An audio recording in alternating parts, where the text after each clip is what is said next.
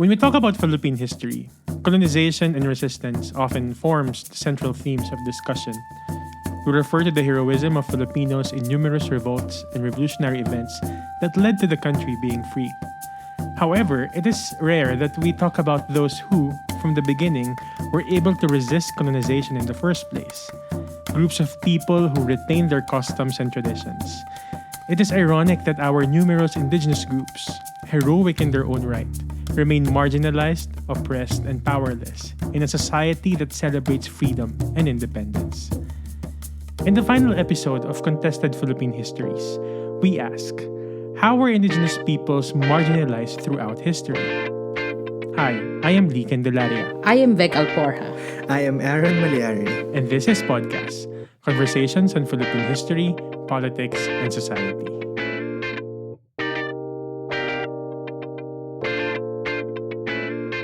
And we have come to our final episode, for this season at least. Indeed, marami pa tayong historical contestations and controversies na tatalakayin in the future. But for this season, I think, saktong-sakto itong topic natin. Isang mahalagang kontrobersya sa kasaysayan ng Pilipinas. Itong, kawalan ng atensyon na ibinibigay natin sa ating mga indigenous people. Totoo yan. At sabi nga ni Lee sa opening natin, isang malaking kabalintunaan nga naman talaga na kung sino pa yung talagang nagtagumpay na hindi masakop outright, sila pa itong hanggang ngayon ay patuloy na inaapi at inaabuso. Hindi lang ng pamahalaan natin kundi ng kalakhang lipunang Pilipino. Nakalungkot yan. We have heard numerous accounts of how our indigenous groups have suffered, especially in recent years. Ang dami kasi nilang kalaban, Una, pangangamkam ng lupa para sa mga quote-unquote development projects tulad ng mga mines, dams, at iba pa. Andiyan din ang pagtingin sa kanila bilang mga na-radicalize ng kaliwa at mga kalaban ng pamahalaan, kaya binobomba halimbawa ang kanilang mga paaralan at mga komunidad. Samantala, isang mahalagang usapin din kung sapat ba ang atensyong ibinibigay ng pamahalaan in the first place para naman sa kanilang welfare. Nariyan pa syempre yung mababang tingin sa mga indigenous peoples. Yung madalas na pagturing sa IP bilang quote-unquote iba.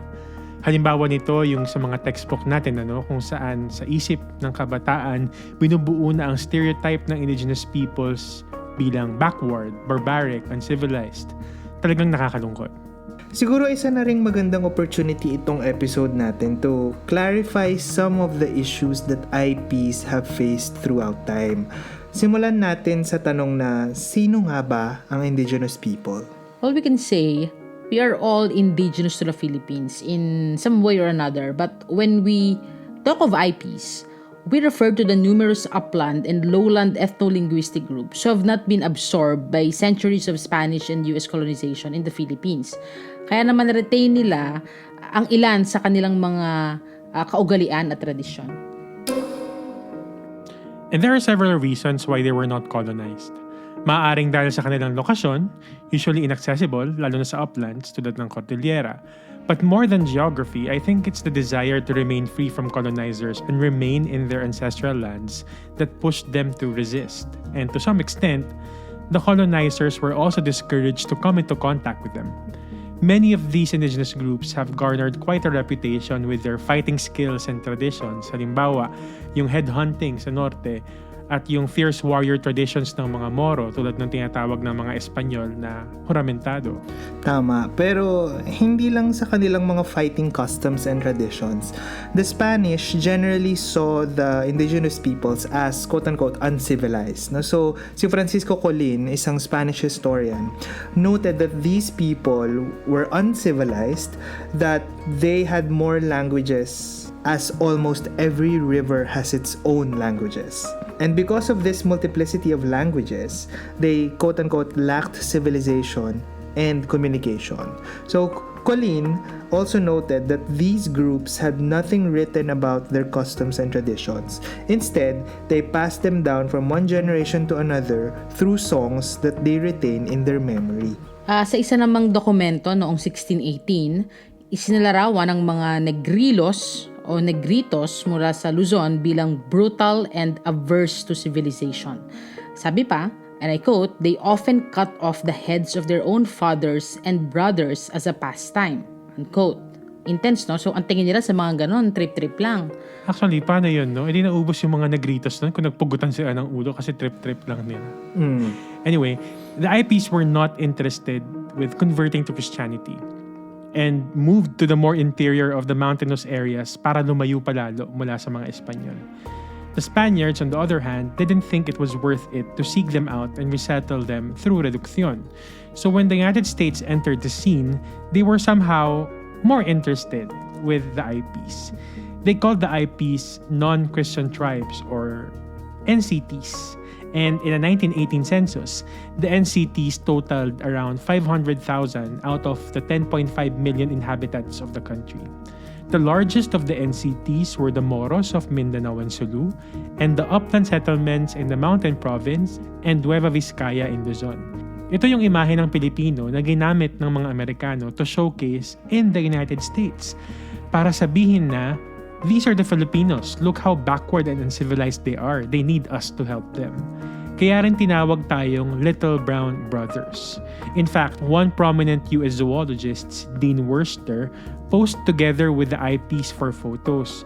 And these photos were used particularly for propaganda aims. So makikita natin sa photos a hulking man wearing pure white clothes posing beside a small Filipino. Siyempre parang ang liit tuloy niya tignan kasi ang laki nung katabi niya. So ito yung mga halimbawa ng mga larawan na ginamit para i-promote yung colonization ng Pilipinas under the United States. And at this point, it is apparent what the US interest was in the Philippines. They wanted to exploit its resources. And where are these resources? In those areas untouched by the Spaniards. No? So, as early as 1905, the US passed a mining act authorizing US citizens to mine public lands in the Philippines. They also created a Bureau of Non-Christian Tribes through the Jones Law. No? So, ang sabi sa batas na ito, the Bureau was aimed at fostering, quote, the moral, material, economic, social, and political development of the regions inhabited by non-Christian Filipinos, always having in view the aim of rendering permanent the mutual intelligence between the complete fusion of all the Christian and non-Christian elements populating the provinces of the archipelago. At sa ilalim nitong Bureau of Non-Christian Tribes or BNCT na by the way pinamunuan ni Dean Worcester, yung binanggit kanina ni Lee, nagkaroon ng ilang mga programa tulad ng pag-push sa mga NCTs upang mapasailalim ng organisadong mga komunidad, paabutin ang public school at health system sa mga rehiyon kung saan naroon ang mga NCTs na kanilang mga ancestral domains, pati na rin sa public works, lalo na sa Moro regions upang supposedly mapaunlad sila at syempre mapalawak ang saklaw na control ng colonial government. It was also in this law where it was mentioned that immigration into Mindanao and Sulu as well as the investment in these fertile regions are to be encouraged. So kapansin-pansin sa pagbuo ng Bureau of Non-Christian Tribes yung atensyon na ibinigay sa Mindanao kasi nga mahalaga para sa Estados Unidos na makita yung potensyal nito for agriculture lalo na. Sa Cordillera naman, may mga programang kolonyal din. Halimbawa ay yung pagkatakda sa Baguio sa Mountain Province bilang summer capital of the Philippines. At literal itong summer capital na ito literal na nagmo-move ang mga opisina ng pamahalaan sa Baguio kasi init na init ang mga Amerikano sa Maynila. Kaya naman dito sa Baguio natin makikita yung attempt ng mga Amerikano to somehow develop a city that could be replicated in the mountainous areas. But still, they really weren't able to penetrate the NCTs living in nearby regions. Upon the granting of Philippine independence, yung usapin ng national integration ay nanatili. No? So isang mahalagang turning point ay yung pagpasa ng Republic Act No. 1888 na nagtatag ng Commission on National Integration noong 1957. Dito, mula non-Christian tribes or NCTs, tinawag na ngayong National Cultural Minorities ang mga indigenous peoples. Although, nanatili ang intent na ma-integrate sila sa kabuoang populasyon ng Pilipinas. So itong Commission on National Integration na ito ay isang halimbawa ng programa na i-modernize ang mga indigenous peoples. So yung approach niya ay hindi upang pangalagaan ang cultural heritage ng mga IP. Instead, it was very obvious that the government wanted the IPs to live their lifestyles, embrace modernity, kung ano man ang ibig sabihin ng modernity, and resettle in areas where they can be better managed by the government. So, sa halip na kilalanin yung diversity ng mga Pilipino, at least sa panahon ng pagkakatatag ng Commission on National Integration, meron silang vision na kung ano ang isang Pilipino at para sa kanila, hindi pa nararating ng mga IP yung antas na yon. Tama, at magkakaroon ito ng epekto sa mga IPs. Nagbago ang naging pagtingin ng mismong mga IP sa kanilang kultura at mga kaugalian. In fact, in the late 20th century, yung mga anak ng mga magsasaka sa Ifugao halimbawa, unti-unting iniwan ang kanilang mga bayan at paraan ng pamumuhay. And instead of continuing their customs and traditions, they opted to leave and stay in the city. Magbabago yung pagtingin sa IPs in the later decades of the 20th century. Noong 1997, naipasa ang Indigenous Peoples' Rights Act or IPRA. Dito, kapansin-pansin yung pagbabago ng pananaw. Kung dati ang focus ay integration, ngayon ang focus ay karapatan. No, karapatan na ma-retain ang pagiging indigenous ng kalinangan, pagkilala sa karapatan ng mga IP na ipagpatuloy at protektahan ang kanilang mga kaugalian, tradisyon at pamumuhay. Gayun din, binuo ang National Commission on Indigenous Peoples or NCIP. Yeah, at isa pang tunguhin ng IPRA ay mapangalagaan ang mga indigenous peoples, pati na ang mga ancestral domains nila. Unfortunately, many have argued that the IPRA seemed powerless in protecting the IPs against land issues and military atrocity. So sabi nga ni Vic kanina, naging magandang example yung batas. Pero at the end of the day, implementation din kasi siguro yung usapin dito. Tsaka kung anong interest ba yung nananatili sa lipunan. At mahalagang tignan natin yung interest ng pamahalaan, yung interest ng private entities over the ancestral domains, particularly issue of land ng mga IPs. In fact, ayon sa mga IP groups mismo, ginagamit ang IPRA at ang NCIP or yung National Commission on Indigenous Peoples for development aggression. Ito yung pagkasangkalan sa mga karapatang pantao ng mga IP upang maipagpatuloy yung mga development projects na karamihan naman ay hindi kapakipakinabang sa mga IP groups na apektado nito. And actually, itong IPRA, yung ginamit na model ng United Nations, nung ginawa nila yung United Nations Declaration of the Rights of Indigenous Peoples or UNDRIP, no, I think around 2002. At ang nakakagalit pa dyan, ay yung trend ng criminalization ng mga IP sa bansa. Imagine, bahagi ka ng isang IP group na talaga namang hindi nabibigyan ng sapat na atensyon ng pamahalaan, kadalasan pa kinakamkaman ng lupa among other things. So, di ba, aalma ka talaga.